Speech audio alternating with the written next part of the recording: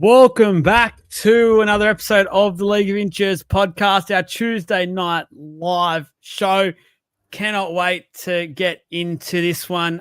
Plenty to discuss. I feel like there's going to be plenty of heated debate tonight. That's what I cannot wait for. There's been a lot of fired up subject over the last few weeks, and I feel like we've got a few here when it comes to the eligibility rules, when it comes to goodness me, when it comes to everything else happening, the player signings, Ben Hahn, DCE, I know there's lots of that will get spoken about for sure.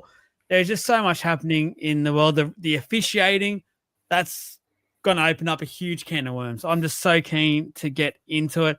Obviously, we're letting everyone get on as well, which we cannot wait to have your input for tonight's show. A couple of little things just to cross off, dot the I's, cross the T's as we warm up for the show. So obviously Magic Round is just around the corner, guys. So keen for it. I'm so keen. Tickets ready to go. The boys are ready to go. Our event's ready to go at the Velveteen Rabbit. So very keen. I'm going to be giving it the 2 double passes out tonight. I'm going for it. I'm going 2 lots. So again, comment.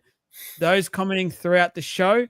Once you hit 5 comments on the video, I'll be keeping a little count as we go.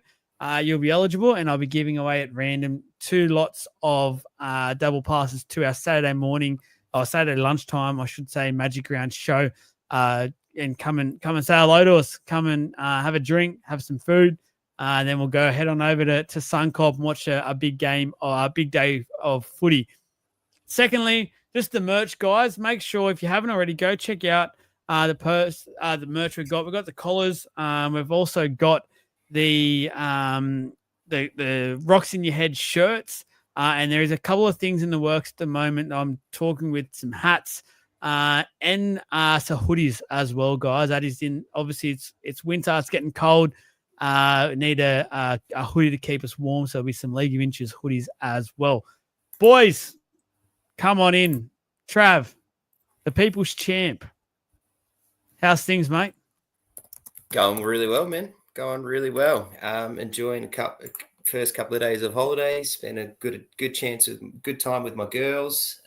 It's been a really nice couple of days, mate. Thanks for asking. Why do you look so busy? You look so busy. You haven't stopped since you got on here. Just last minute prep for everybody. Is this your draft team? You just coach's hat on already? No. I've had that sorted out since 2 hours after we talked about it last week, and you said that we're doing centre wings for the Christchurch Cap Dodgers. The Christchurch. The Christchurch. Jakey boy, mate, how's things? We just finished our Para podcast, the first one, our Para. Keen, that'll be out tomorrow at lunchtime, everyone. So very keen to get that one out there and get everyone's views on it. But how's things, mate? Mate, things are great. Para got their first win, so mate, I'm stoked. Yeah, things are good. That made my weekend, especially because it was on a Saturday, so made my weekend a lot better. Finally, yeah, I agree. It's warming up. More and more people are coming on again, guys. Magic Round's coming up. Our event on the Saturday, 11 to 2 o'clock at the Velveteen Rabbit. All you have to do tonight to win, there's 2 chances to win double pass. Add some comments in. As soon as you get to the 5 comment mark, you'll be eligible to win. And I will choose 2 towards throughout the podcast, I should say, that will win. So just keep those comments coming. Keep being involved with the show. The more you're involved, the better the chances you are of winning those double passes and catch up with us at the Velveteen Rabbit. Let's go. What caught our eye this week? Trav, throw to you first. What caught your eye? I'm not up to date with all the rule changes. I didn't realize that the game is now allowed to be pass the ball forward to run forwards. Oh. I had no idea. So, yeah, I've got to go back and read the rules or read the media. I don't know. But, yeah, I didn't realize it was a new rule in place. So, yeah, my bad. Sorry, everybody. I'll keep up to date. I'll keep better up to date this week and going into next week. I will make sure we'll go back to this, but for now, I'm going to let this go through to the keeper. I'm going to come back and I'm going to tally up. So, Jake, how's things? Not how's things. Sorry, what caught your eye this week? What caught my eye is we're in round 5, and every team has gotten at least one win, which I feel like hasn't happened. Like I feel like last year and the year before, the Tigers. I've tried to check this. I can't check it. I don't know where I need to go to look to see it. But it feels like they didn't win until like round 8 or 9 potentially last year, and the year before. Like it feels like it took a long time for every team to get a point on the board. So I don't know. I feel like it was a bit early this year where everyone's got one on, and finally everyone at least has had one win. So all fans can be a little bit happy. Oh, what caught my eye this week? I'll tell you what, not a whole lot. Not a whole lot. What did catch my eye this weekend was kids' birthday parties and just how much goes into. I was at a two-year-old's birthday on the weekend, okay, and shout out, great people. We were there for like literally it was like an hour because you know what little kids are like. We got a 1 and a bit year old as well. He just is a terror at the moment. He gets into his mood, but I was at a park and just the extremities that they go to get these things. Like, honestly, it would have taken them about 3 hours to set up, and it probably would have taken them about 3 hours to pack up afterwards. That would have been the whole day and exhausting for a 2-year-old's party. So I don't know. I can't do it anymore. So happy to just chill out now for a while. And my next outing public wise will be probably Magic Round. I'm done. I need a break.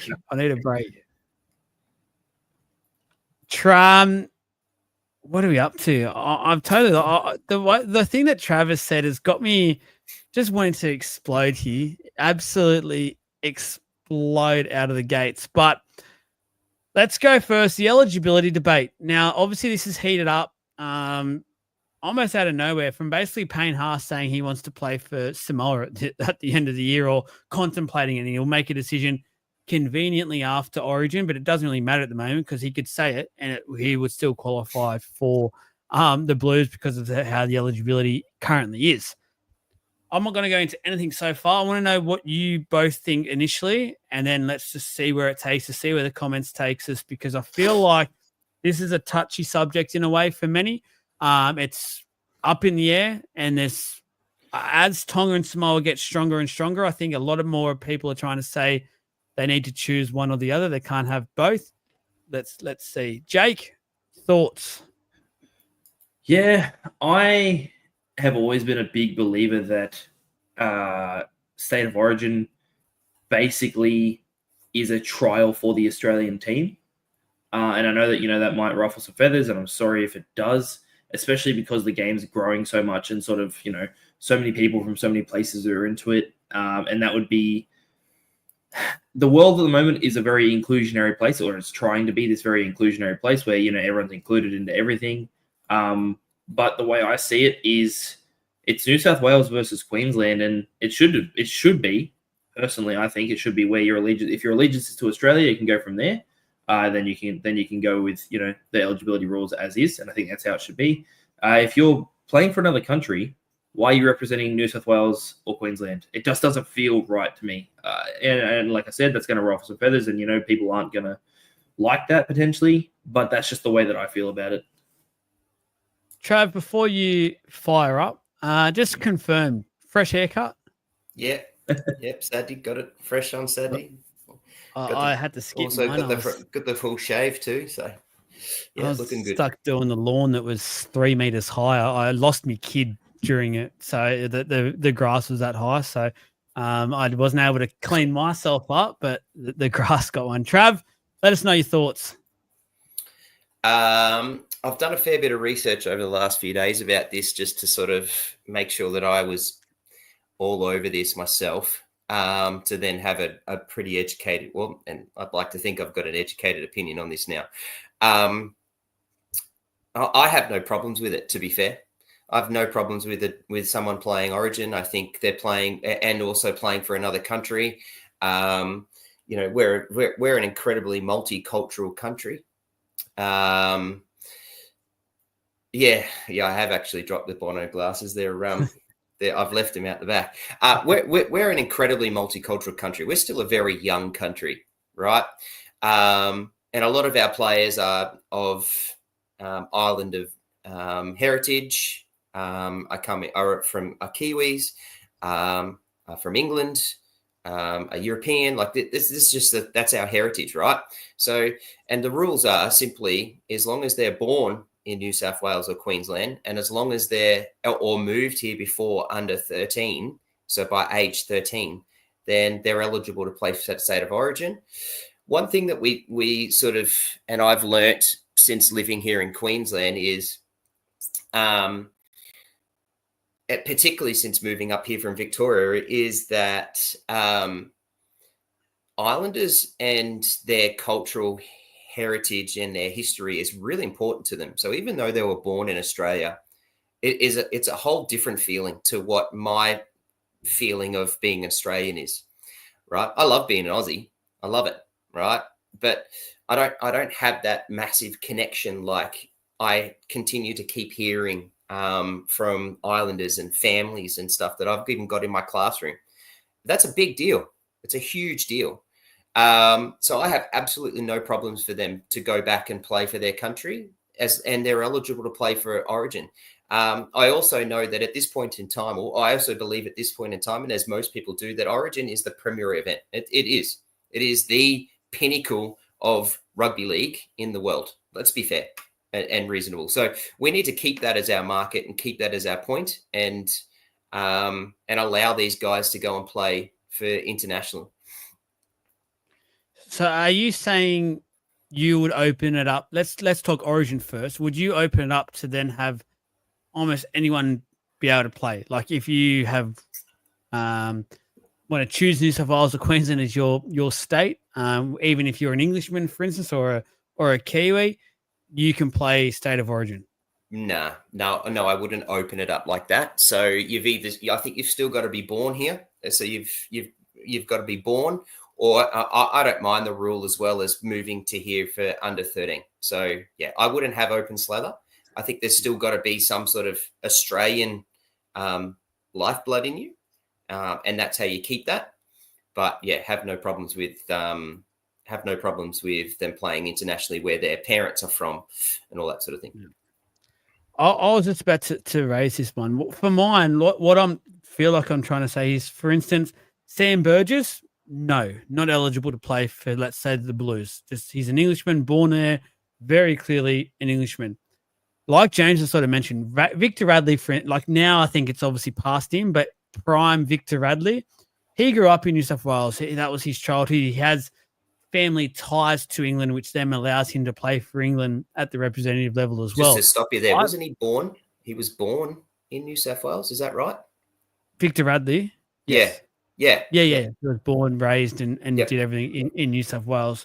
So, sorry, what did I say? I don't even know what I said. No, you just you didn't say it wrong. You just said he was brought up here. So I kind of wanted to take a step further and say, well, actually, he was born here and he chose to live internationally, which I think you're going to do. So I cut you off. My bad. Sorry, mate. Yeah. So I'm all for that. For instance, Victor Radley playing for the Blues and then playing for England at the end of the year. I'm actually all for that. I know there'll be people that's going to shoot me out in the comments. I'm ready to wear it.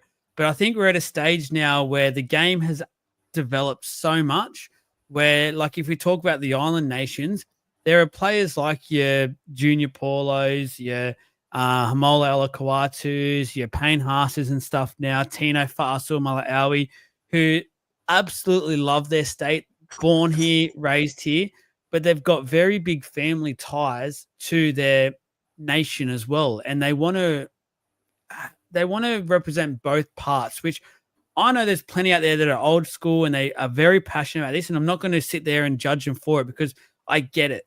But I also get that part where they want to represent their families. They want to represent not just where they grew up and their friends, but their family. And I think it's getting to a very delicate stage here where it's a balancing act. Again, I wouldn't have a guy who was born in New Zealand, grew up there, just came over here, started playing junior footy here at 16, 17, and then say, oh, yeah, he's eligible. No, there's got to be a gap, a certain line. But for mine, if you are raised and born in one of those states and then you want to play elsewhere, I'm okay. Boys, Jake, got a comeback? No comeback. I don't know. I think I agree. Have I stopped you? Have I changed you over? This is a really difficult one because there's so many different angles you can attack it from.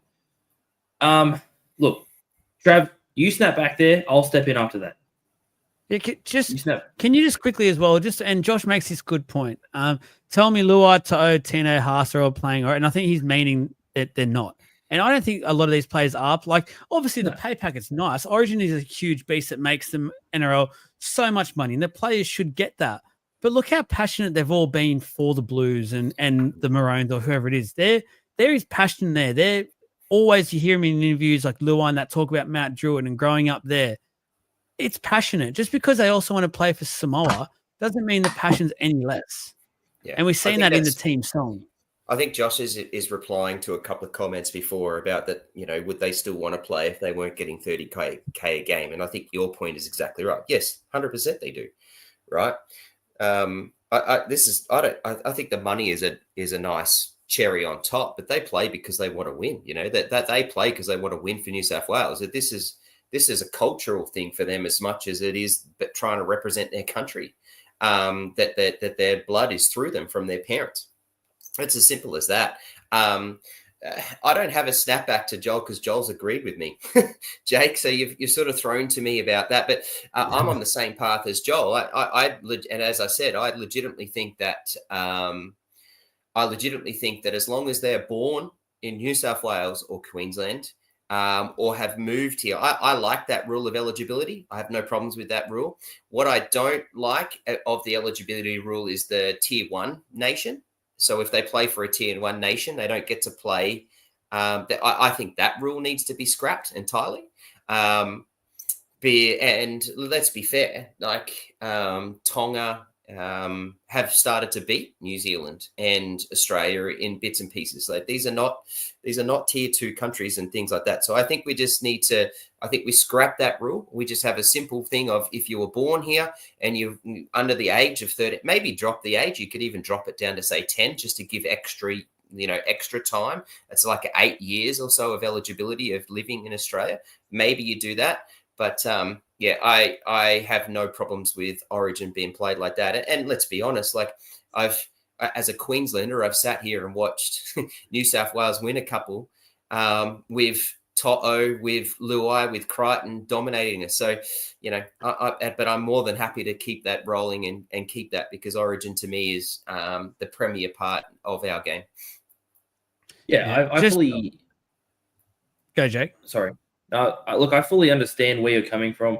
And look, it's not as if, like, I'm not trying to hoard all the good players for Australia. That's not my goal here. It's just the way I kind of have always felt of it is it's almost a trial for the Australian team. Like, that's the way I've almost kind of seen it be. Like, you're picking out of the best players within the country, and then you're going from there to say, because they are obviously eligible to play for Australia, this is kind of what it has become or what it is. What it used to be is like that trial for, right, who are the best players in the country, like, that are eligible for Australia. And yes, I understand what you're saying in the sense that yes, they should be able to play in for their home, Grow some balls. Grow some balls. Come on. No, look. I get the point. I really do. Like, I get the point of they should be able to play for their home country. I get the connection. I've got kids at the school that I teach at that, they show that connection to their home countries and things like that. And I fully understand that. But like I said, it should be basically not a training run, but it's the most watched event in Australia, but it should be a trial for the people who are going to play for Australia. And that's how I like to see it, because you like to be able to draw those comparisons after and go, should Payne Haas play for Australia? Well, yeah, obviously that was a pretty easy one. But yeah, I'm just trying to think of some other people, like your Lindsay Collins, should he be there over Paddy Carrigan, whatever it be? These are all people who all just make the team anyway. But like, it becomes a bit of that like fight for who's going to get that side. I've copping it a little bit. Jake looks like a young Morris twin. That's sensational. I agree. I think that's a compliment. I'm okay with that. He does. I was quickly reading through a couple of the comments as we go, and Timmy mentions, why can't New Zealand, Tonga, Samoa, etc. have a state of origin type game between themselves each year? To be honest, I think they already do that. They do it at the end of year test. I think the last few years have shown it, and Trav mentioned it earlier. There's been mixed results to it. Like they're all beating each other, and the atmospheres at those games have been as close to state of origin as I think we've ever seen before. And that's something that years before, like, no, I don't think anyone ever thought we could get anywhere near what state of origin is. It's just a different beast. But I think with what we're doing at the moment with the eligibility and allowing certain players to play, strengthening Samoa, Tonga, it's really helped that. And actually have fans turn up at the games and go, you know what? Tonga's a great chance today to beat New Zealand, and it's happened. It's only good for the international game, and we need to make sure we're still growing the international game and doing what's best for that. I'll take it a step further and go even more controversial. It might not be, but I feel like it might be. Is that I actually think that to be eligible to play NRL, you need to state the country you're going to play for internationally as well. So if you're going to keep the tier 1 nation, because I don't think they're going to remove that. I think the NRL sort of combated that and said, no, we're going to keep this, or whatever it was that happened. I think the actual players need to mention and nominate, and they shouldn't be allowed to switch. So I think that, and that's probably another argument. Are you mentioning the Ponga thing? I think that's one point. Yeah, that's one point. So you've nominated for Australia, so that's what you've nominated for. You can't change, kind of thing. This goes a whole step further. If it takes another level of international sports in itself. I think if you nominate to play for one country, that's what you've nominated for. If you're not good enough to make it over your career, then stiff shit. But like I don't think, to be fair, and that's brutal, but that's just the way it is. I think I really dislike the international sporting realm and that rule of players when they go back and forth or choose that they can't because they didn't make, it happens in basketball all the time. Like there was that Aussie that just smashed everyone in the velodrome at the last Olympics, and then pretty much the day after the Olympics finished, nominated and said, no, I want to go and play. I want to go and ride for Great Britain now. Like I really dislike that rule as entirety. So bring it back to the rugby league and do it that way. But so I just think they should rein that rule in and not allow all these players to go back and forth or choose where they want to or change. I think it's just that's what you've nominated for, and that's a big decision to put on an 18-year-old. But I think if you're influenced by your family enough over your life, you'll be able to make that decision by an 18-year-old. Yeah, you need to make that call. I do agree with that. Yeah. And Josh, Josh, spot on tonight. You need to come on the podcast, mate. Ponga pulling a Tony Carroll. We've seen, who was it? Dane. There was someone else that did it, a New Zealand forward. I forget who it was. He played for Queensland and then he went and played for New Zealand as well. Let me ask a question. I want people in the comment to quickly answer as well. Would you be okay, because he has played Queensland now, would you be okay for Ponga to play for Queensland still, because he has done so already, but represent New Zealand? Or is that the line that you cut? You go, if he's going to play for Queensland moving forward, he's only going to be an Australian representative player, or you're happy to have Queensland, that's a different comp, so to speak, in representative, he wants to, and it keeps him in the game, play for New Zealand. See, I'll answer your question with a question to start off with, and that's, who did he nominate internationally? That's for me, that's what we need to see. So who did he nominate that he wants to play for, or has he played for? So if he has Ponga actually Australia, he has played, so he would have to. He played for the sevens. Oh, sorry, the nines. He played in the nines. Yeah. Okay. Which I don't that's the nines. value. That's not. Yeah, that's different. Yeah, it's a tough one, because what you're doing is almost cutting like the best players from, like, you're tunneling them into a competition. But I think Trav's completely right in the, like, you can't pick and choose which country you want to represent at which time. It just needs to be, if you pick it, Like if that's the country you said, I'm going to represent this country, that should be the country you represent for the rest of your career. It's locked in, done. Yeah, 100%. And look, that's difficult at the moment because Australia are obviously the premier team, right? It's premier country, and these other international countries are getting better, and so the argument will change a little bit more over the time. But yeah, I think at this point in time, even now, for them to grow, because what players will do is be like, well, this is my heritage, I'm going to go there, or no, I think Australia are going to continue to dominate. I want to win a World Cup, I'll play for Australia, kind of thing. Like it, but that's a decision you've got to live by, right? It's no different to picking. It's no different to picking a contract. Like bloody Dylan Brown, he's just signed 10 years for 1.3, right? And he can't I think we need to that's the contract. That's what you signed. That's what you've decided on. That's what you're doing. I just think that's got to be a hard and fast rule. And look, that's kind of segued a little bit to a different argument, but it is relevant to the Origin eligibility and the reason why I brought it up was because at this point in time, if you played for a tier 1 country or you nominated a la Victor Radley, you're not allowed to play Origin, right? So I don't like that rule. That's the rule. I think they need to change.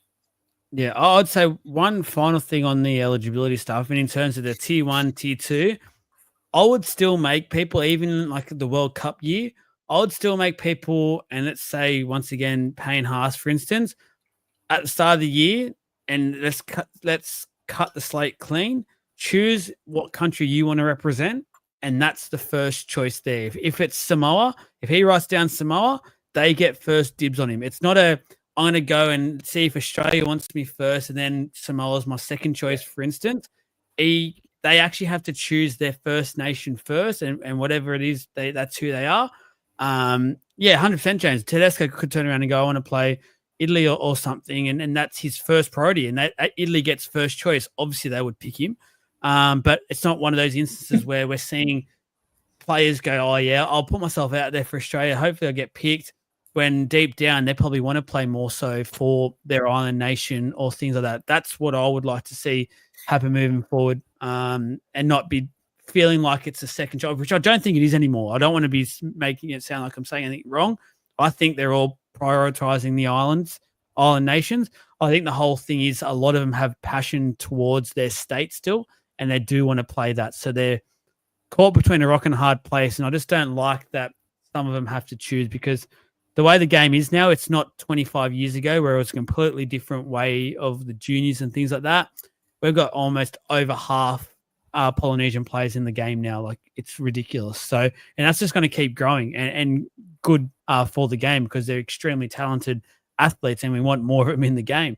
So you've got to make sure, otherwise, and it won't be now, but 10 years down the track, 15, Origin will start to suffer, because they force people to make that decision, more and more will start choosing the island nation. And that's a bit of a concern for mine, the way they're growing up, and they're all growing up here. So I don't believe that's necessarily an issue though. And Ash Keogh has actually Chris Ross in the comments and Ash Keogh. So Chris said Victor Radley made the hard choice. He's made his decision. He's gone, right, well then if I can't represent England, then I'm not going to. That's it. I'm going to do that. Then Ash Keogh's come in as well, and he said he thinks it's unfair for Aussie blokes trying to crack the Origin jersey. And I don't know if I agree with this necessarily too much. I think more so it's about the Australian jersey potentially, like them trying to trial for that. But I don't agree with you when you say that the quality of Origin would drop in 10 to 15 years if people had to make the decision to stick with it, because I don't agree with that.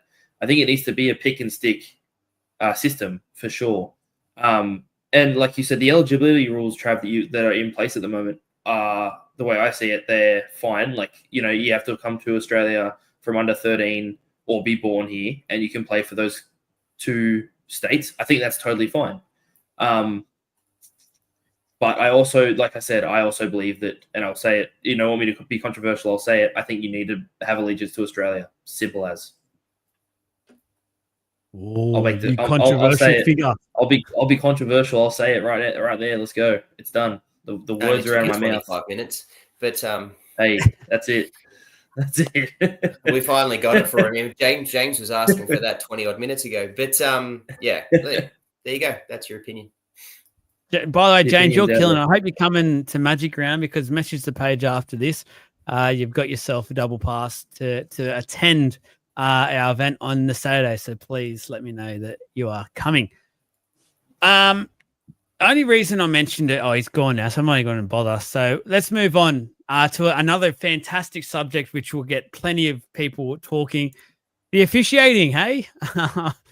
Well, the crackdown happened. It seemed to start off very pedantic, very, very pedantic, which we always knew was going to be the case. But by Sunday, the clearest of all clear high shots from Manly wasn't given. I cannot believe Corey Waddell stayed on the field after what we've seen all weekend, and just not even just all weekend, but in general, any day of the week, that is a sin bin. I don't care if there's a crackdown happening or not. That was forceful swinging arm to the head, to the face. Like that's every day I've watched rugby league is a sin bin, whether there's a crackdown or not. I cannot believe in the weekend that it was, and the magnifying glass was out for it all, that was missed. I know I think they've come out since and said it was a mistake. I understand you saying that, but that doesn't help the game. Luckily, the Storm were running away anyway, and it didn't impact that too much. But that's a disgusting message to send. You're passing it on. You can go. I'm used to the segue into the question. Yeah, my bad. My bad. And you just kind of just stopped. The umpire I on the see you weekend. firing up. I mean, are we allowed to talk about this? I can't remember if the emails came through from the NRL. In the junk, so I haven't opened it yet. So it's just okay. So it hit the junk mail. So we haven't got that warning yet. So I think the umpiring on the weekend was a disgrace. The Waddell one was just the top of the line. I understand what happened on the weekend. I get that they did the crackdown. I think they did the crackdown in such a poor way. There were so many hits on the weekend that got a sin bin that I just don't think should have got a sin bin according to what they were about. Every time, and I get that there was obviously there was fire in people's belly as soon as something happened and everyone was sitting there waiting, and they set the example on Thursday and blah, blah, blah, blah for a high hit and things. But there are so many of those on the weekend where the ball running or the ball carrier dropped and it was unfortunate. There was others where the tackler went down low, tried to turn the head to get away and things, and it still ended up as a hit. Based off what the ball carrier did. I just hated it. I really hated what happened. And then to watch what happened with the Manly Waddell one was just the icing on the cake, I suppose, of just how bad that was. That was just so bad. And could you imagine how much, I can only imagine how steaming I would be on this podcast if we didn't flog Manly on the weekend. And that was not a call that happened, and I'm not sitting here going as a Storm fan or as a fan at all going, you need to win games. We want players to get in the bin so we can win it. That's a whole different thing. But I just thought that one against Waddell was an absolute joke. And the biggest thing that pissed me off about the weekend too, and I'm sorry I've taken a couple of minutes here, but the biggest thing that really got me on the weekend was the delay of the game. I hated the 2 or 3 minutes down the track. Let's stop the game. Got handed the game by our own team because we flogged them, you fool. I agree, Andre. They get handed every week the games. Yeah. Whilst we were up by 50 points at one point, but hey, we got handed that. The one thing that I really, really hated on the weekend was the delay of the game and the delay 3 to 4 minutes later. And then, here's a penalty. Here's a sin bin, off you go. And then no penalty. We kept playing. I freaking hated that. I thought that was rubbish. Sorry, James. Don't know what happened there, but shout out to the legends in the Legends group. If you're not already, $2.99 per month. Facebook exclusive group. Plenty of Supercoach stuff, but it's also NRL betting as well. And going quite well with that to start the year. So just plenty of all around shit talk as well. So great group. It helps support the page a bit further as well, and it's cheaper than a cup of coffee every month. So please give us some support. But yeah, no one kicked you out. I don't know what happened there, but appreciate you getting straight back in there and fixing that. Chris, the bunker having to review a high shot for 5 minutes is a joke. Yeah, for sure.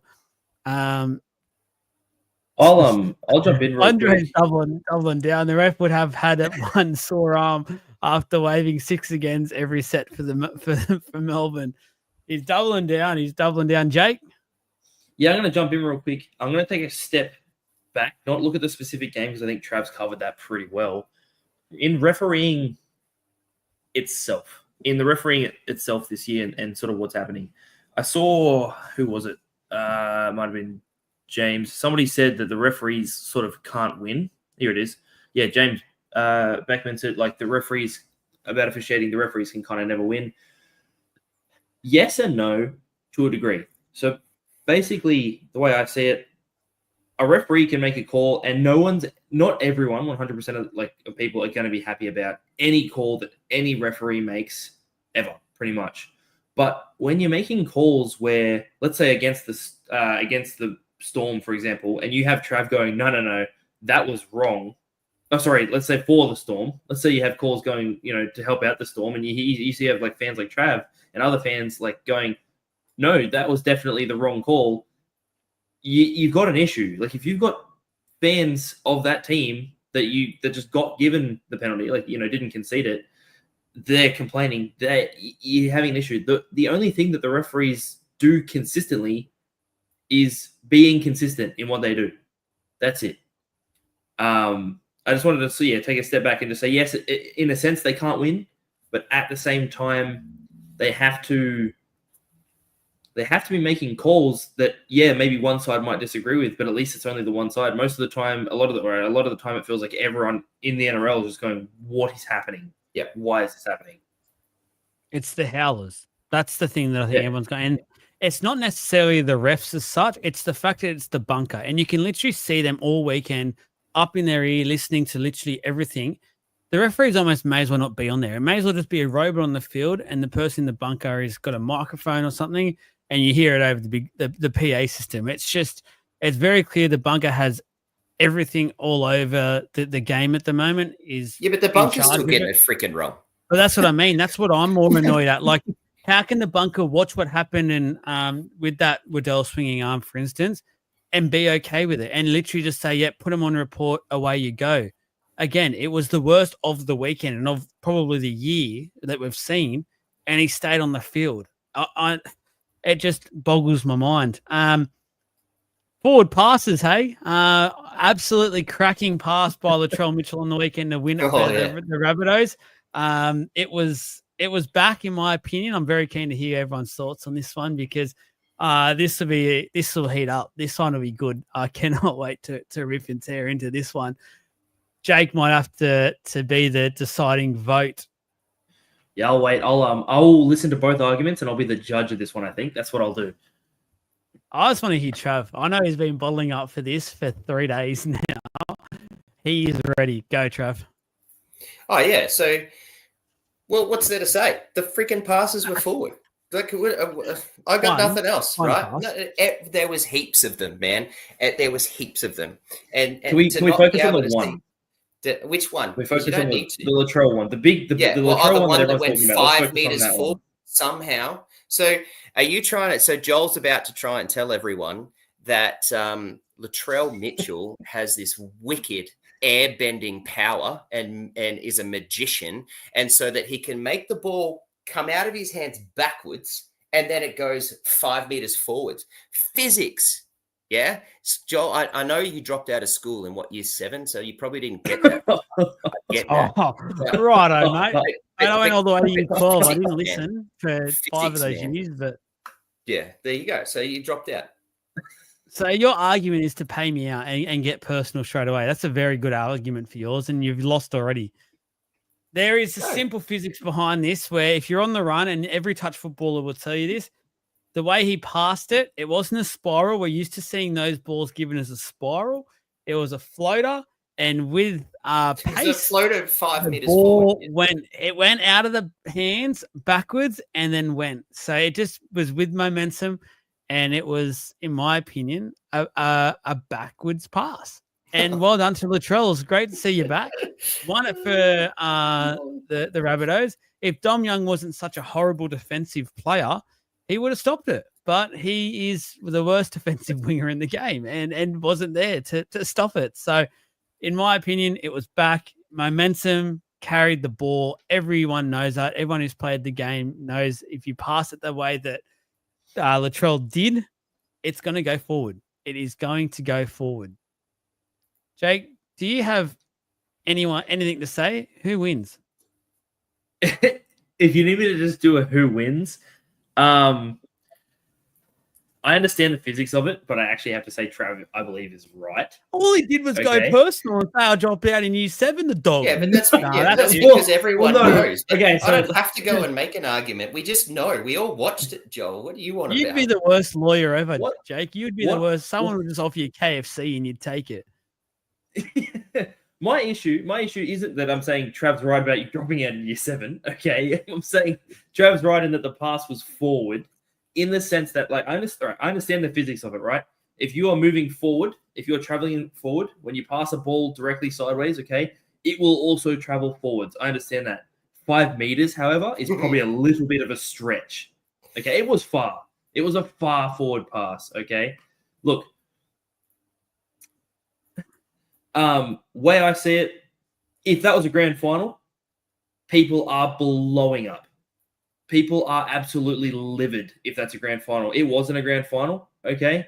It was still a game-winning pass. It was still important, okay? But if that was a grand final or an Origin winner or anything like that, man, people are debating that for years. That is a big one, and I think it's a forward pass personally. I understand the physics, but yeah, forward pass for mine. Sorry, Joel. Mate, I don't think it was anywhere near as bad as what's been made out. I understand the game. I understand physics. And it's quite funny to say someone's dropped out of year 7 when you don't understand physics yourself. You didn't drop out of year 7, mate. You didn't even make kindy. Get in there and be Billy Madison and go start your schooling. That's dumb because I've got 2 university degrees. So here you go. I've had to. Yeah, there you go. One. Well, you want to make stupid comments. There's your comment back, right?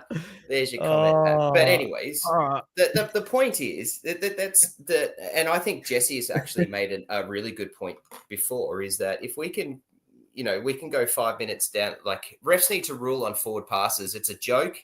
They can go back 5 minutes for a questionable high shot, but can't look at a forward pass in real time. And the fact is that the bunker is not even, in the rule book that the bunker is not even allowed to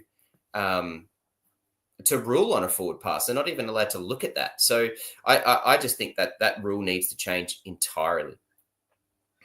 That's the biggest issue I have with the forward pass rule, because I fully understand it. There needs to be some sort of way that takes out there was velocity and so it floated forward or whatever. There needs to be some sort of way where it's, I don't know whether there's some sort of measurement system, algorithm, whatever it be, that needs to take into account how much of it is the ball going forward and how much of it is velocity and how much of it is, where you're aiming. There needs to be some sort of way that's universally done across all passes, that way it is, it's equal every time, because it's not. And that could have easily been called a forward pass, and I think just as many people would have been unhappy. Like, a lot of people would have gone, yeah, sweet, that was forward, no issues. It could have gone either way, and that's the issue in the NRL and a lot of the different types of rules that we have in general. Like, there's so many rules that are up to the ref's discretion and to the touchy's discretion. I'll give you something that's up to viewer discretion, and that's an outlandish statement that I'm going to make. I'm going to make an opinion each week, and I'm going to get you guys and those in the comments to either agree or disagree. Let us know what they think. The Penrith Panthers will not make the top 8 this year. Do you agree or disagree? Trav? Disagree. Oh, Jake. All right, go. I'm just going to say disagree. Trav can say his, and then he can go into it, and I'll say mine after.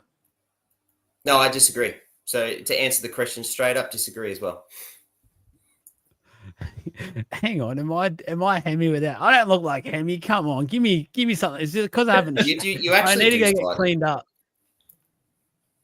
He's a funny man. Disagree. Look, you know why I said this? Because of this. They've already lost what? They're 4 from it's round 5, so they're 1-4. They've got an origin period to contend with here. I reckon they're at least guaranteed probably 3 losses around that time, with players missing out or not backing up, things like that. They'll have at least 5 players in the origin series. Their depth isn't where it has been in the past, and that's very clear for mine now. Mate, I'm all for you being in here, but then there's no need for those sorts of jabs, mate. Can you calm down in the comments? Thank you. They're already, in my opinion, he's thrown. Getting. What was that? He's thrown. Joel's thrown. He's lost for words. Andre's come in. Andre, mate. I'll get you on the podcast in a minute, Andre, and we can have it out. Look, they've already lost 4 games. To make the 8, you need probably I'm going to say 13 and 11 records. So 13 wins, 11 losses. They've only got room now for 7 more losses for the remainder of the year. Add in 3 or maybe 4 throughout Origin. There's only another 3 losses or so, and they look a shell of the team we're used to at the moment. They are not playing anywhere near the football we're used to. Any other time, I agree with everyone's comments who are disagreeing with me, and I get why. But they haven't shown that form yet this year. And we mentioned it, and we spoke about this, Jake, on Sunday night. We said, when is the time where we can start treating Penrith as a normal 2025 football team and not respect them and keep talking about this juggernaut that they have been? Because I think now they've shown they are not that anymore. They are actually the most normal NRL team that they've been for 5 years, pretty much. And that's what I'm basing this off, is that I just don't think they've got enough wins in them to make the finals anymore. I don't think they can do it. I get what you're saying. I fully do. They lost Dylan Edwards early, and I know we've talked about how highly I rate him, and I'm not going to delve into all of it, but they lost him early, and I think he is the most crucial part. We've talked about it before, where Isaiah Yeo, Dylan Edwards, and Nathan Cleary are kind of like the nucleus they sort of need. And yes, they have their depth being tested, right? But the big issue, I think, is they've not had all 3 of them for a bit now, like for a few games, and they haven't looked their best structurally, okay? But now that Dylan Edwards is back this week, they've got Cleary, okay? Obviously, Cleary was back last week, and he was everywhere. But he's going to be that extra option to get to, Dylan Edwards. He's going to be that extra. He knows that security. Like Cleary, he knows that. He's got that little bit of safety. I think Isaiah Yeo could stand to get involved a little bit more. Like we talked about that on the weekend. He didn't actually get involved maybe as much as he does usually. And I think that it will all click. I really do. Yes, they're missing To'o. That's a big out. Okay. And I think Ivan Cleary is making some strange decisions. And again, I'm not going to question a 4-time premiership winning coach, but I think Paul Alamotti is not a winger. And I don't know why you're playing a fullback in center who could be on the wing. Like it's just an easy swap for me. You are questioning him. You're questioning him. Well, that's a fair point. Yeah. Oh no. Oh yeah. You know what? Yeah, Ivan, you're wrong. You're enough. But yeah, like there's decisions in his team that I disagree with kind of each week, and I'm sitting there kind of going, like I don't know what he's thinking, and I feel he could be getting more out of the players in certain positions. And I think if he makes those changes, you'll see a different side as well, especially once they have a full strength side.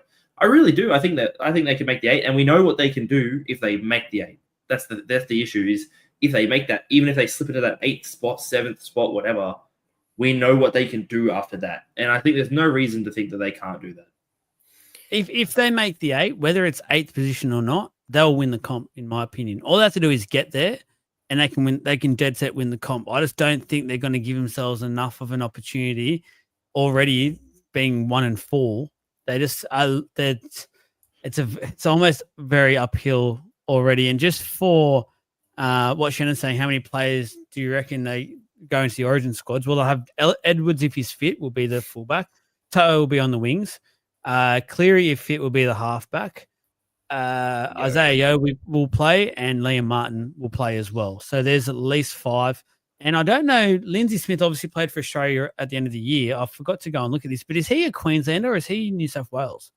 I haven't had time to check that yet, but maybe someone in the comments will know. But he might be a bench spot for either team. Whoever is eligible for might need him on the bench. So he could be. So there could be a total of 6, which when you include if there's injuries, the way their squad's been going, things like that, I don't know if they've got the coverage at the moment to cover that against any teams that diverse during that period, which is my worry. And then post that, unfortunately, Cleary's body has shown that he hasn't been able to go the distance at times. Martin looks like he's tough as but his body can sometimes go as well. Like, and Toto's obviously had his leg issues as well. So there's Edwards, like, they're just not a fully fit squad at the moment. And I feel like the last 4 or 5 years have really started to weigh on their existing players that have been there and done that the whole time. And that's just what I'm worried about. I think it's too early to ask this question. And I get that they're 1-4, but I think this is way too early to ask this question. They've got a tough run coming up. I think in round 10, we need to ask this question and see where they're at. Dolphins this week's not a shoo-in, but I think if they lose to the Dolphins on Thursday this week, I think then you can definitely ask this question, because now you're 1-5. They then have the Roosters. I think they win, but then they play Manly at CommBank, and then they play the Broncos. I think that's two big games. So if they don't beat the Dolphins, they beat the Roosters, and then they've got that. I mean, potentially they're 2-6, 2-7 by round 9, kind of thing. Like, and then we're asking that question. But once they get to round 10, and if they can limit damage in round 10, the Cowboys game up there in Townsville will be a difficult game. But then they've got the bye. Then they play the Knights. Then round 13. So that's when they return from Origin, isn't it? So round 13 is the return game. That's the return weekend. Is that right? I think off my dates, I think that's right. They play Power on Sunday at 4:05. So the Origin boys should be able to back up for that. Then they got the Tigers. They've got the round 15 bye. Then they've got the Wars in round 16, which I think they can win. Then the round 17 game is the Bulldogs, which I reckon they lose, because I think that goes into the Origin game again. And then they play after the Origin, after their round 18 night bye, they've got the Para. They've got Para on Sunday again. So from there, I think from then on, their draw's quite nice. They've got the Rabbitohs, the Tigers, the Titans, the Knights. Then they've got a tough game against the Storm. They've got the Raiders, tough game against the Bulldogs and the Dragons. So I think if they can limit damage by round 10, we can certainly ask this question. But I think it's just too early. I think we're riding off a team that's just an absolute juggernaut and has been for a long time. They've got injuries. Let's not downplay how bloody good Dylan Edwards is and how good he's going to make and shore up their team this week. And I think that makes a massive difference. It's way too early to ride off to ride off the Penrith Panthers. It's too early to ride off the Parramatta Eels as well. You're 100% right about that. So agreed. We'll see. We'll see. That's the good fun of talking. It's always hypotheticals and things like that. Let's get into everyone's favorite time of the podcast, and that is the League of Inches draft teams. So just a bit of an update for everyone. So for Jake, the Condobolin Rams, he's signed Dylan Edwards as his fullback, $850K, and he got Nathan Cleary last week for $1.75 million, leaving him at the moment with $8.95 to spend on 28 more players. So that's going to be some good number of systems there. Jake, I hope you're good at maths. I know you're a teacher. Let's see how you can balance it out there. I don't teach maths. For Trav, the Christchurch Cap Dodgers, Ponga 1.3. Oh, sorry, the Christchurch Cap Dodgers. He keeps going off me for that. Ponga signed for 1.3 and Isaiah Katoa 700K, meaning he has 9.55 left on his cap. And myself, the Jamboree Jelly Wrestlers, Turbo 1.3 mil, Moses 1.4 mil with 8.85 million left. So I've got the least amount of cash. But tell you what, that side already, I just need toilers. I just need toilers now and watch us go. Who wants to start? So we're going to pick centers tonight. Two centers. Hey, can you answer Samantha's message, please? Oh, sorry. Yeah. Look, let me guess. I've sent you a message legend. And teed you up for this one. Yes, I forgot to do it this week. Been under the pump, deluxe, but I didn't put them in. I didn't put the team names or the logos that him and Jake spent so much time on. I apologize to him already. He wants to keep going. He keeps going for too much longer. He won't have a team. So I'll get it fixed up. I'll make sure it's all looking great for next week because the logos look good. I have to give him credit for that. So we go around. Are we going to do both centers or are you going to do one center each and go back around and do another? Let's go one each. I reckon one center each. Yeah, go left side first. And it's your turn, Joel. We've kicked it off. We've both kicked it off at times. It's your up. I'm liking this new Jake. I'm liking this new Jake. This is my podcast, mate, and I'll go in the order that I want to go into. You don't sound confident about that. No, because I'm trying to do two things at once, and I can't do that. All right, so I'm going left center. So I'm going with number 3. I'm going to sign Jackson Purdue from the North Queensland Cowboys, $250K. Oh, damn. That's a bit rich. What do you mean? What's rich about that? Not his contract. That's for bloody sure. Let us know in the comments if you're happy with that. What are you questioning? Are you questioning the dollar figure? Yes. As in, you know what? Oh, I'm thinking like 300K based on form. Is it based on form we've seen this year? Didn't you say, or is it like for next year? He's a dead set rookie after 4 games. You're signing your dudes for 2026, yeah? Yeah. Yeah. Oh. I'm willing to agree with what the comments say. How about that? I'm willing to see what the comments say. Comments is 250K. Trav, what are you questioning for it? I'm not questioning. I just can't believe he did it. I don't care. I'm happy for you to take 250 for Purdue. But yeah, behind me, 250. Whatever. Sure. For Purdue. Just remember, we have to fit this into a cap. 250, I'm taking him. Yeah, that's fair. We can't be signing genuine guns every single time, just a pre-warning. So I'm locking in Jackson Purdue, number 3, left side center. Trav, next up. Let's go. I want Stephen Crichton. In the 4 jersey, and we're going 3 first. We're going left center, not right. Left center first. Oh, I haven't got that far yet. Settle down. Center. I'm going this side. I want Stephen Crichton in the 4, and I'm paying him $850K. How much? Oh, $850K. Stephen Crichton. Yeah. Yeah, I'm pretty okay with that. To be honest. Yeah, I'm right. Is he your left center? He's my number 4. Oh, okay. That's his right center. He stuffed us up. I have stuffed you up, but there's a little mission. Yeah. 850. I'll give it to you. 850. He's locked in. Jake.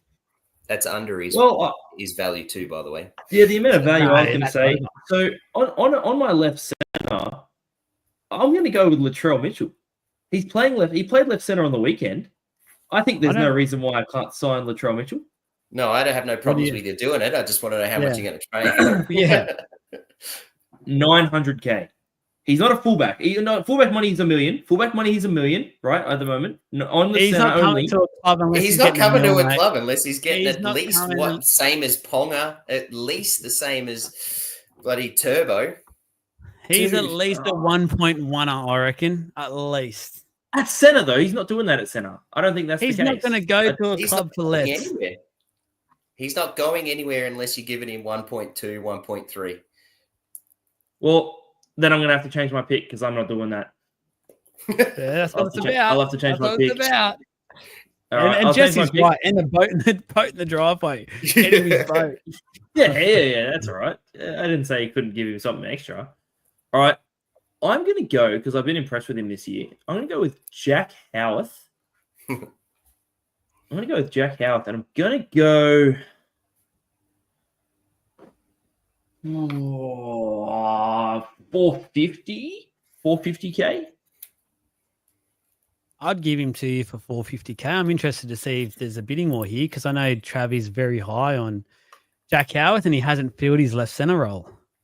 Well, he was supposed to at the start. Yeah. Sorry. It's not a bidding war because I don't want him. So no. He's. I'm trying to think. I can't remember. I can't. He's on more than that at the moment. He's on more than that. Right is now. he? A lot of people are saying 500. I'm happy to take 500 if you're willing to go 500 for me. I'll give him to you for 500. I'm happy with 5. Right. I'll pop him into my Trav, list. oh, hang on. Trav needs to say it. Oh, okay? sorry. You said it's your podcast. I'm just trying to go off your rules. Him in. Let's move it on. Let's move on the podcast. You can have him. Yeah. Howarth. I can't see how much he's worth, but I think he's on more than that. I think he's on a fair bit more than that. It was Still like a paying really overs. But of course, it's the Melbourne Storm. He's probably got a we jet signed ski, him. a We boat, signed him and as a house. We as well. signed him as a forward, so it was a bit different. But yeah, A couple of goats in the back as well, just chewing his grass up for him. Oh. For me, the right centre, number 4, I'm signing Kyle Iro, 550. Isn't he a left centre? Am I wrong? No, he's number 4, mate. Thank you. Oh, fair enough. How much you say? 550. And I actually think that's overs. I think 450. I'll give it to you for 550. I don't think I have an issue. I don't think I have an issue with 550. 550. It's a good pick. Lock him in. Actually. Thank you, mate. I'm an absolute gun at this stuff. Trav. Yeah. That's confident. I haven't had a bidding war yet. Disappointed. I am. Yeah, and we're not going to get one because you picked 2 now. Well, it depends on what Jake. Go to Jake here first. Let's see. And then I might just make this interesting. I was going to see if I could make this interesting. I do agree that I think Iro should be more than that at 550. His second year in first grade. What is everyone doing? But he's a gun. He's a gun, and you're building your team. You're bringing him to Jabberoo or whatever it is. Jamboree, mate. Bring him to Jamboree, and he's going to enjoy some jelly roasting. He's got a Jamboree. I'm not sure he's going to control the action.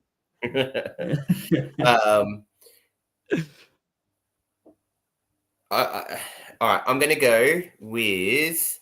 I'm loading up in my centers, and I'm going with Brian Toto, and I want him for 600. What? Yep. Toto to center. Yep.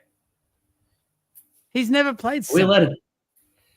Yeah, I think he's got to have played there at least one, maybe one you time. You can't sign someone in a make up position. Fine. I was going to see if you can't just be throwing people in there. Yeah, I want to sign Junior Paulo to play on the wing. But I'm building my team. But anyway, all right, fine. There was a strategic bonus of that, but anyways, I'll go back to my list. I wanted to do it. Jesse, shut up and worry about Supercoach, mate. Get out of just don't. Just go. Andre's into you now. Good. Get into him, Andre. Might as well chuck Josh Papali'i in the center trap. Well, it feels like Trav's scrambling. He's scrambling. Trav, do you want me to jump in? Yeah, jump in now because I've been thrown out here.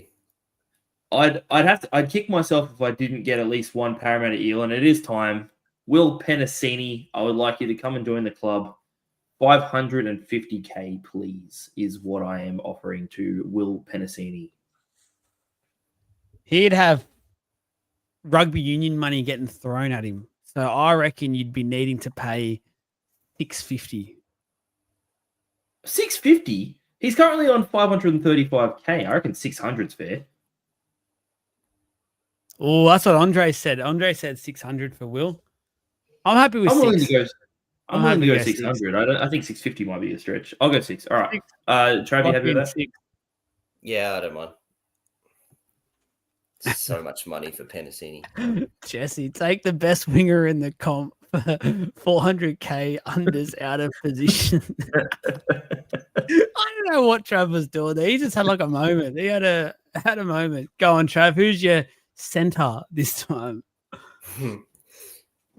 I just want Toe, and I don't want to. And I wanted to get. I want two other wingers. So I had a grand scheme, and for the fact is that if Para can sign bloody Lomax, who's a winger in the centres, I should be able to at Christchurch. But anyways, Christchurch.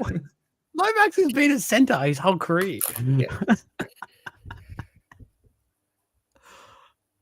Give me Jesse Ramian. Oh, good shout. Ooh. And I'll pay because I don't think yours. Here I'll go 500k. You think Jesse Ramian's worth 100k less than Will Penasini? Yeah, nah. He's at least the same. But he's currently valued at that on that's Will what Penasini and 550. Will Penasini was valued at 535. Like I said, he's not valued at 6k. You paid overs for Will Penasini. He's no good. I didn't pay overs for Will Penasini. What do you reckon in the comments, guys? 550, 5. What did you say he signed in for? 500? No, I said 550, didn't I? We've got Tim saying 700. I think that's a little overs. I reckon it's going to be at least the same as Will Penasini. He's got more experience.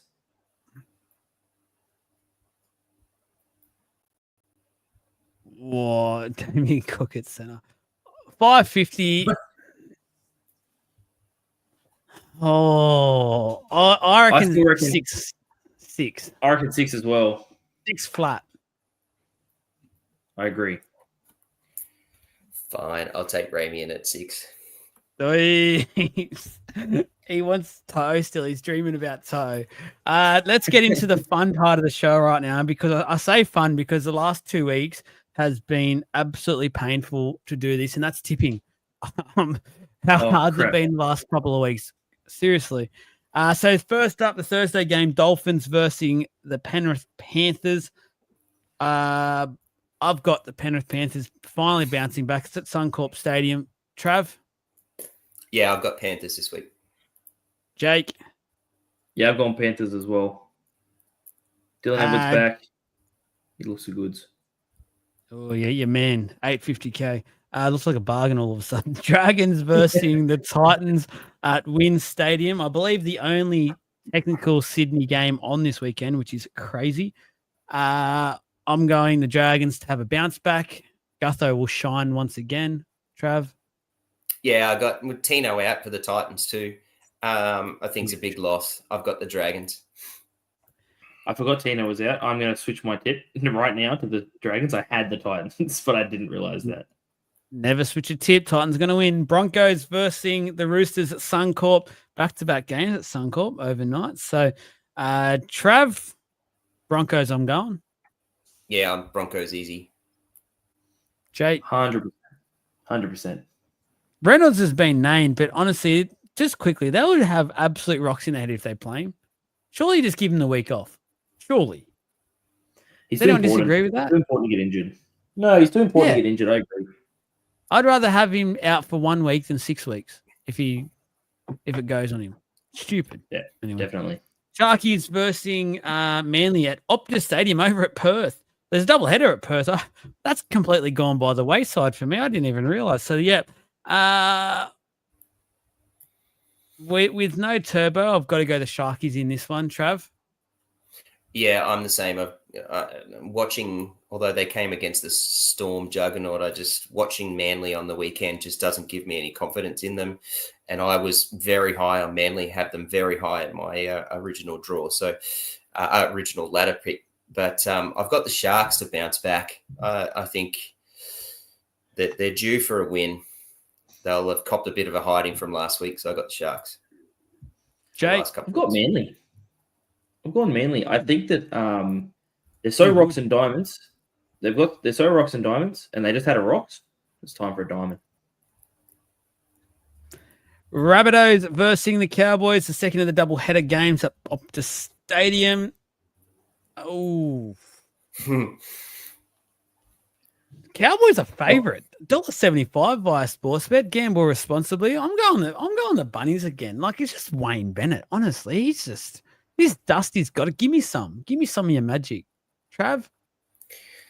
So, isn't it interesting? The just a quick snapshot of what's happening with the Rabbitohs. Alex Johnson's back within a week.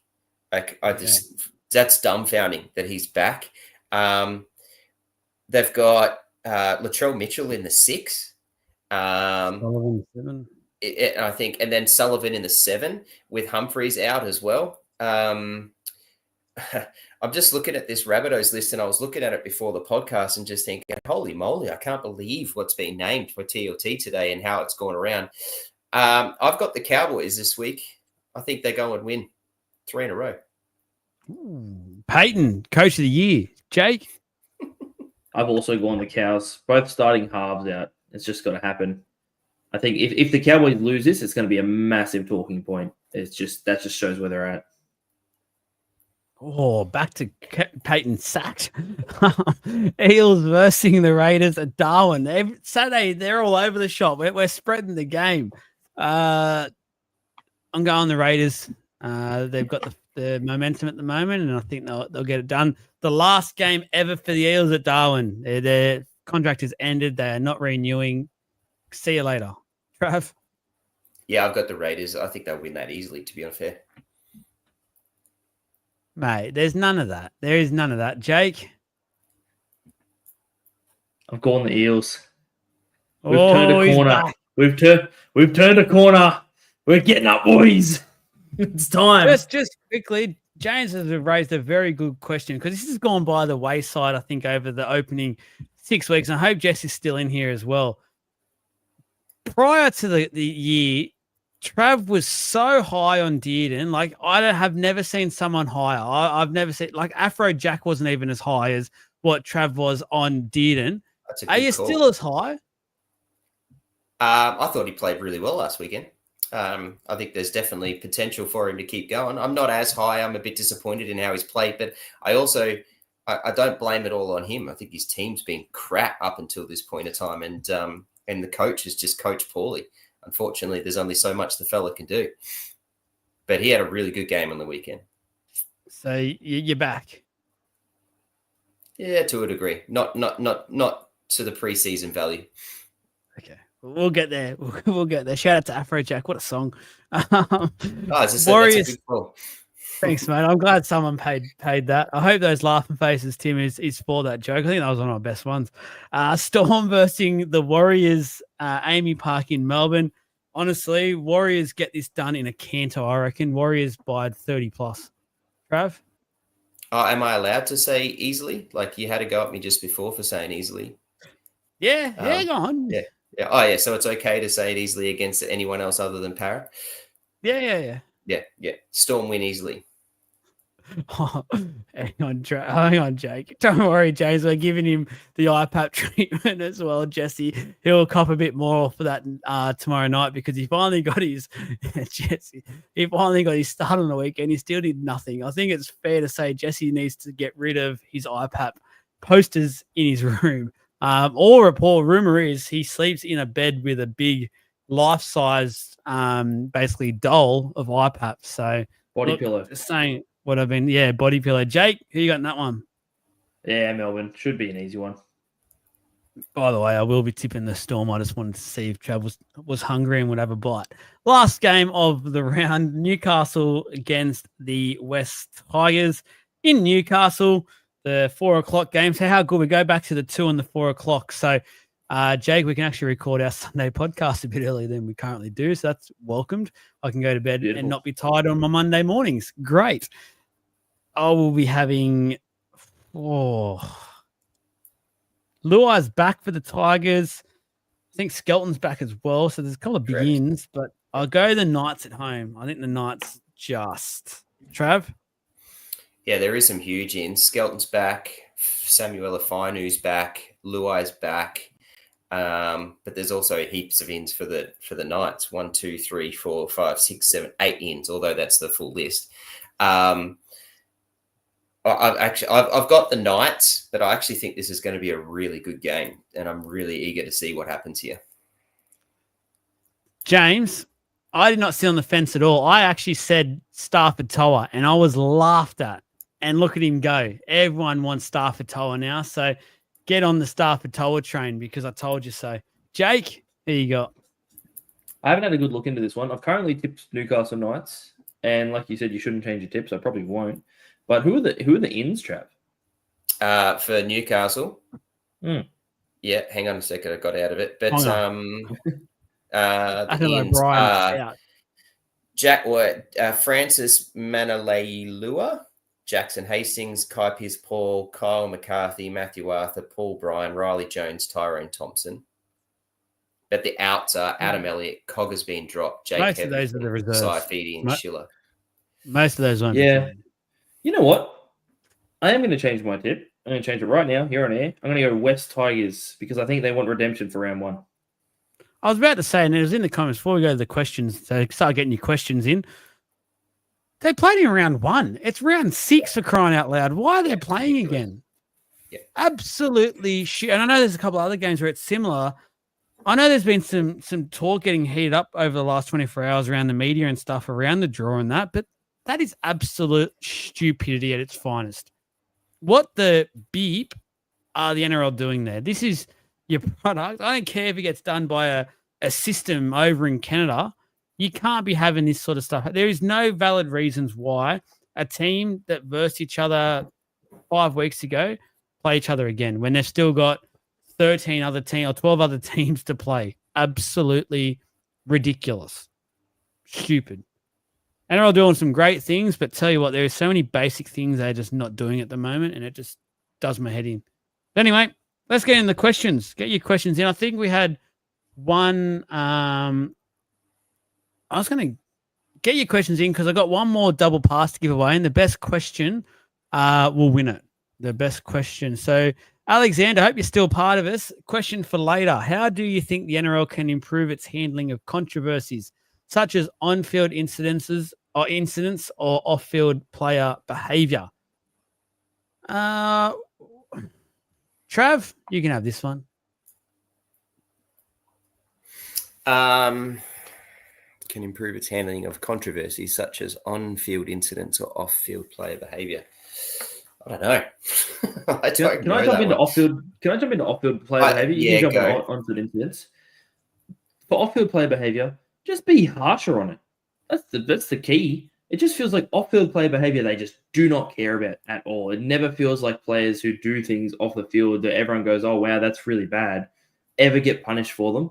Or if they do, it's barely anything. That's like my take. I can't think of any specific examples off the top of my head, but whenever you hear about like a player in the media kind of, oh, they did this or they did that. Oh, they got a 1-week ban. Who cares? Like, they don't care. Yeah, I totally agree with you. We've spoken about that to the nth degree of the leniency around that. But the toughest thing on that is that when the law actually lets the public down with these leniencies, it's very hard for the NRL to then come through and give anything else. Like, however, at least with Ezra Mam, he got 10 weeks. Like, as much as that, we think that's still a disgrace. They stepped in and did a little bit of something. It's a really big question and something that we could go really in depth for and take a lot of time to really unpack. I find it really difficult to do that right now. I think on field there's lots that can be done. I think an overhaul of the referees. I think an overhaul of the bunker system. I think. I think the overhaul really needs to be done because that's how then we can pull either the players into line for silly things that they might do, or there's some consistency, which is what we're all crying out for. So that's probably one thing that we can probably look for. And then off field, I would say being an educator, more education, but I would dare say that there's, not dare say, I know for a fact that there's lots of education out there. They're given it as soon as they walk into a club. So I think Jake's right and hit the nail on the head, that there needs to be bigger and more severe consequences for that. Yep, spot on. James Beckman, should Australia... Oh. Sorry, Jake, you got something? No, you're right. I was just going to say I had a bit of a system that might help with on-field decisions or with understanding through clubs. Is I think clubs should be given either by the NRL or hire a referee to club liaison, where basically they can have direct contact about asking questions directly to do with games, and where they can then go through and they basically are kept in the loop of like what is happening, or if there are any changes, or if things are happening that way, where they're more informed, so there's less complaining from coaches, things like that. Yeah, I think as sort of Travis said, we will look more into that and get a bit more of an educated guess, to quote Trav, for that. James Beckman, should Australia set up a college-like system into a draft system? Would set up pathways and can use rich schools to develop. Just before I throw to basically Trav, because I have absolutely no idea and can't talk about the American system because I just don't follow any of the sports over there. I like the last part, and I think it's something the NRL needs to start looking into a lot more, is to getting into those private schools, the rich schools, to quote James, and things like that. I think that's a huge area where the game can grow and strike, while rugby at a elite level is really struggling, and the game and the rugby league at an elite level is flying. I think now is the time to start getting that happening, and it would be huge to get a couple of those private schools over. And I know the stigma around the game, and they've probably stick their noses up, but if there's a way to do it, and if there's a man to do it, it's probably Peter V'landys. So strike while you can, if you can. Trav, go and delve into it. Yeah, I read this question when James pulled it out, and I love it. It was one of the points that I was going to bring up and would like to have brought up in the pub talk and stuff that we're probably going to get around. And it delves into so many other issues and other points that I really want to get into, like the fact that the college system in America works because it's a scholarship system. So, you know, your top athletes have a free education. It works because those American competitions also have a draft system. So they go through the college, and basically they said, you know, for your elite athletes, they only have to go for 1 year.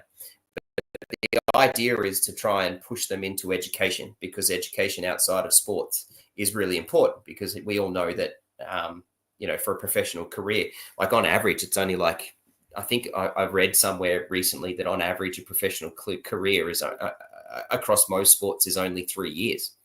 So you've got an 18-year-old coming out of college going into that. So by the time they're 21, 22, you know, they're pushed out of sport, right? Where they got something to go back on. So I like that system. I love the American system. I much prefer college over the professional sports in terms of a product to watch. I like the meaning behind it. I like the learning behind it. I like what they do. I like that it gives them so many life lessons and grows them up. But yeah, this is a much bigger thing. And in Australia, it's really hard. It would be really hard to do because just the space and the money would cost a fortune. It'd be too hard to do. But I think we can build something.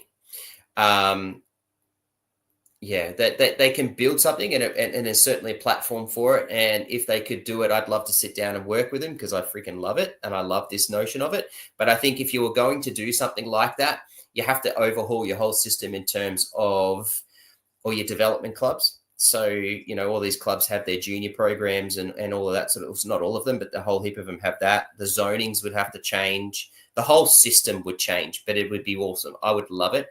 But yeah, the whole system would change, which then the other side of it too is there's another layer. So you've got college, then you've also got the high school system and the 4 years in high school that they sit and play their sports to then step into the college and move on from there. So yeah, I think I would love to do it. I'd love to help out and be involved in that. I think that would be a really cool job to have. Chris Ross, message the page, please. You picked yourself up the double pass to our Magic Round event. Hopefully, you are attending as well. Jake, you can answer our first question in relation to our post from earlier today. Matthew on Instagram, are the Dragons likely to play finals football? Likely is not the word I'd use. Likely is not the word I'd use. I would definitely not say it's impossible with the way that I've seen them play, but I don't think they crack the 8. No. Yep, that's fair. We've got our weekly favorite here, Jessica on Facebook. Sit down, get your coffee, get your bickies. Let me read this out. With ongoing concerns over inconsistent rulings and the pressure placed on a single referee, is it time for the NRL to reconsider the 2-referee system to help share the workload and reduce errors? Although the system was scrapped in 2020 due to cost cutting and fan feedback, many players, coaches, and officials have since questioned whether one referee can effectively manage the entire game. Would bringing back a second on-field referee improve fairness and consistency, or are there more effective solutions to address the issue? Oh. This also stems back to I think it was James who also asked that earlier. Yes, around having 2 refs.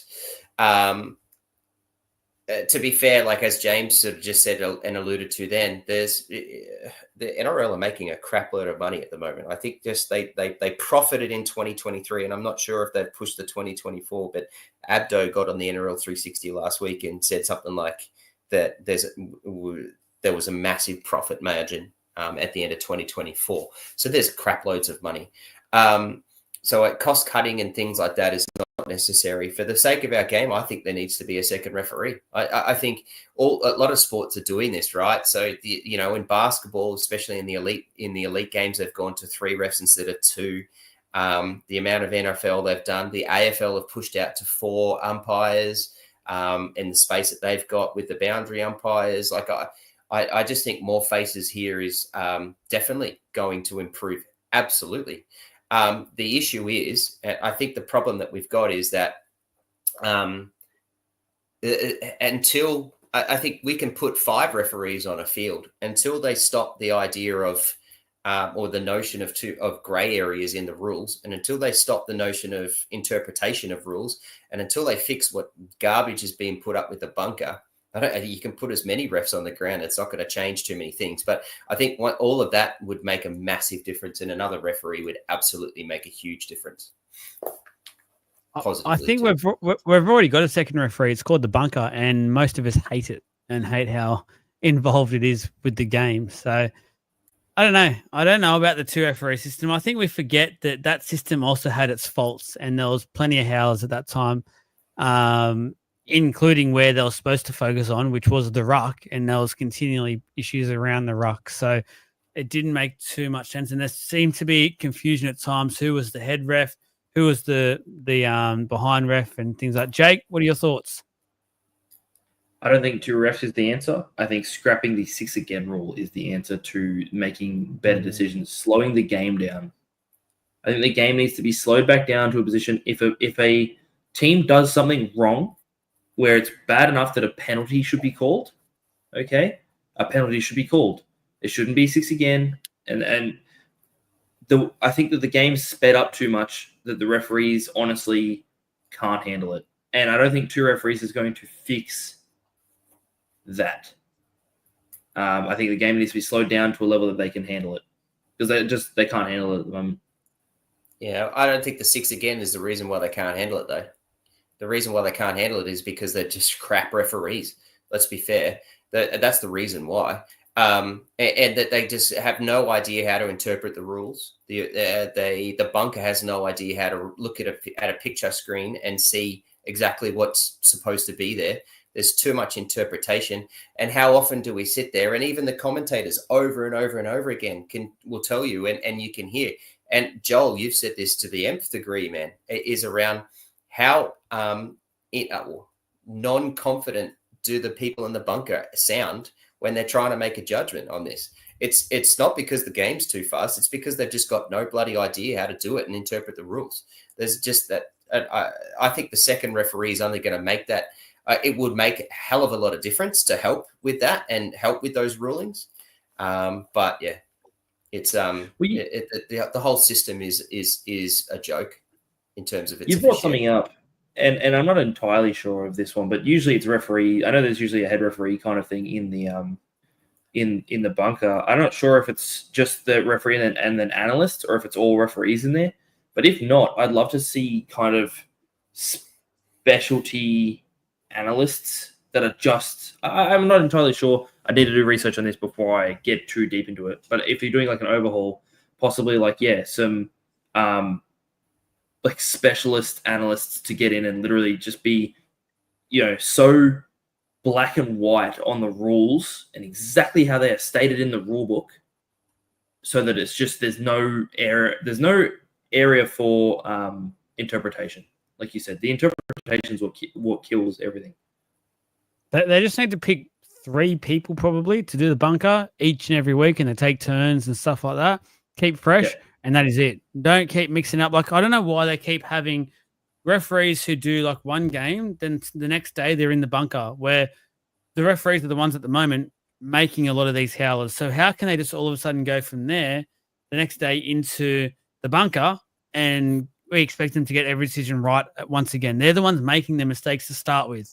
Have actual bunker professionals, so to speak, or that's their area of expertise. That's what they do. They specialize in being the bunker, and that is it. That's what needs to happen.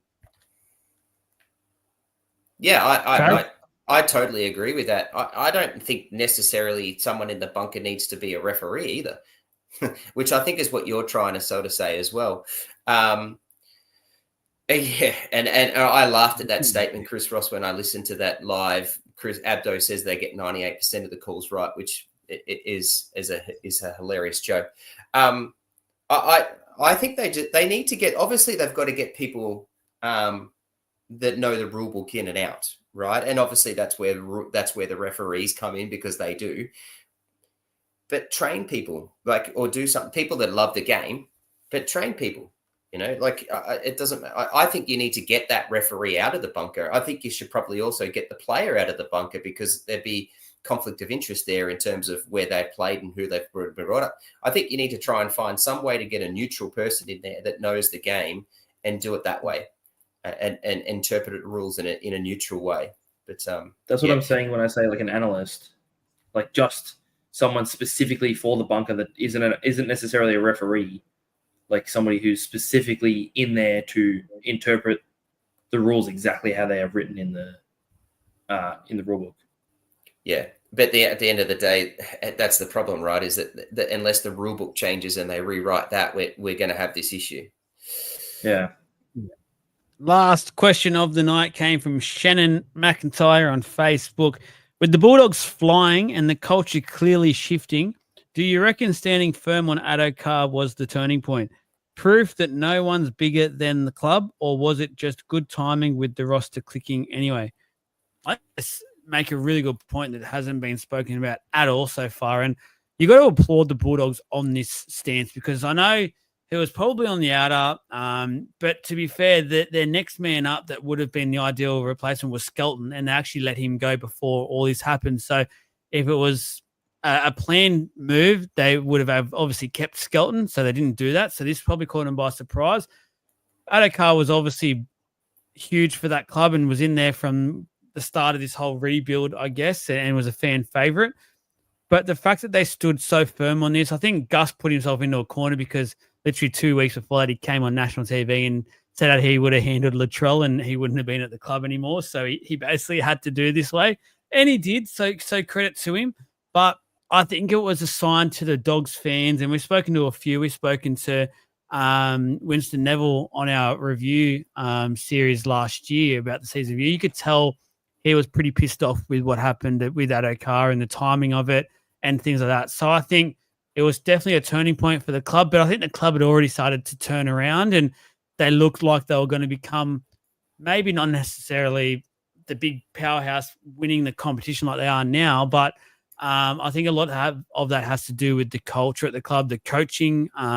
Gus Gould as well, doing a fantastic job. Serrato is proving to be a fantastic coach. I think Penrith really miss him. So I think that the Adokar was a huge call, great for the club. I just don't know if it was the turning point as such. I think they're already on their way. Jake? Oh, yeah, I wouldn't say turning point, but I definitely think that it helped. I love that they stood by their word, and then the Gus is basically. I disagree with a lot of things that Gus Gould says. I also agree with some of the things that he says too. Like, very controversial person, but he stood by his word, and that's something that I think I can respect. Like you said, he goes, Latrell does this. He in our club, he'd be gone, and then just a bit funny that 2 weeks later, Adokar pops up. Oh, hey, I did the something probably a little worse, and then they shift him off. But no, I think the culture was already on the up and up. I think having Adokar over there with them this year actually, probably would have been beneficial to them. To be honest, they'd be flying even further than they are now. It's impossible. They haven't lost a game, but you get what I'm saying. I don't think that's basically the. I don't think that's basically from you. That's brilliant. Yeah, it is. It is. I've stitched myself up too because no one else would have even said anything. But yeah, I don't think him going would have affected too much, other than the fact that it's proven that their culture is in the right place. Yeah. Trav, final say.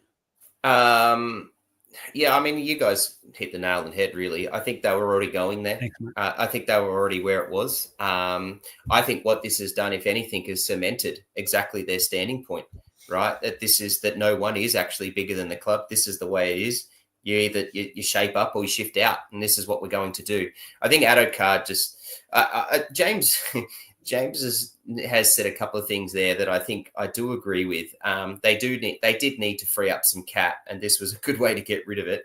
But I think the point is the proof in the pudding is that he messed up, right? And then he lied to Gould. He made Gould look like a fool, and Gould was like, "Oh, I'm not taking that. And here, boys, here's your chance. Here's your warning. I'm not going to do this." And I think that was a really big stepping point. But I legitimately think that the Bulldogs were going to be this good anyways. So, yeah, no, I agree. It hasn't helped Reid Marnie though, but he's still there. That's, to be honest, had a good game on the weekend, so I'll give him that. That's it. Thank you for everyone for being involved. Thank you to those that have won the prizes. Can't wait to see you guys at Magic Round. Just message the page to lock in those double passes that you have won. Just a reminder, any of the merch, please get in contact if you are interested in buying any of the shirts. Got definitely a few sitting around as well, and can order a few if we don't have your size. Also, the coolers are available as well, so if you don't win them, you can purchase them. So thank you once again to TC Coolers. Parafans, that podcast is out tomorrow at lunchtime, and that's it. Thank you, Jake. Thank you, Trav. Supercoach tomorrow night. Can't wait to talk that one. Really loving that at the moment. Pod. Good night. Pod. That's right. The pod. It's back. I know everyone loves it. The pod is back. Stafford Toa, get on him. Good night.